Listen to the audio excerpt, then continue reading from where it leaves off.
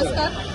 ही GS महानगर cooperative bank ही आदरणीय solicitor Gulabrao Shelke यांनी व त्यांच्या सहकाऱ्यांनी अत्यंत कष्टाने उभी केलेली आहे। 10 रुपयाची शेअर गोळा करून 1973 साली ही बँकेची स्थापना झालेली आहे। पहिलं तिचं नाव अहमदनगर कोऑपरेटिव्ह बँक होतं, त्याच्यानंतर महानगर कोऑपरेटिव्ह बँक करण्यात आलं आणि त्याच्यानंतर आदरणीय उदयदादा शेळके यांनी त्याचं GS महानगर कोऑपरेटिव्ह बँक असं नामांतर केलं। अनेक छोटे मोठे उद्योग करणारे लोक आज कोट्याधीश ह्या बँकेमुळे झालेले आहे। आदरणीय शेळके साहेबांच्या आशीर्वादाने झाले, आदरणीय उदयदादांच्या आशीर्वादाने झालेले आहेत। तुम्ही जर बघताल तर आज आम्ही या लालबागच्या मार्केटमध्ये सर्वसामान्य सगळ्या सभासदांना भेटलेलो आहे। तिथं काही भाजी विक्रेते आहेत, काही मिरची कांडक मशीनवाले आहेत, काही व्यापारी वर्ग आहे आणि सर्वांच्या तोंडून आदरणीय शेळके साहेबांची आणि उदयदादांची आठवण ही भरभरून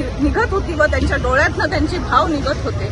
आपल्याला ही बँक टिकवायची आहे आणि जी गतवैभव होतं, जे आदरणीय शेळके साहेबांच्या वेळेस व उदयदादांच्या वेळेस जे गतवैभव होतं ते पुन्हा एकदा ह्या GS महानगरला बँकेला व त्यांच्या सर्व सभासदांना मिळवून द्यायचं आहे आणि त्यासाठी आम्ही सर्व सहकारी व तुम्ही सगळे सभासद यांनी एकजूट मिळून आपल्या ह्या पॅनलला, जे पॅनलचं नाव आहे सॉलिसिटर गुलाबराव शेळके संस्थापक पॅनल, ज्याची निशाणी आहे कप्पाशी, याला 18 ठिकाणी शिक्के मारून भरभरून असं मतदान करावं ही मी सर्वांना प्रार्थना करते।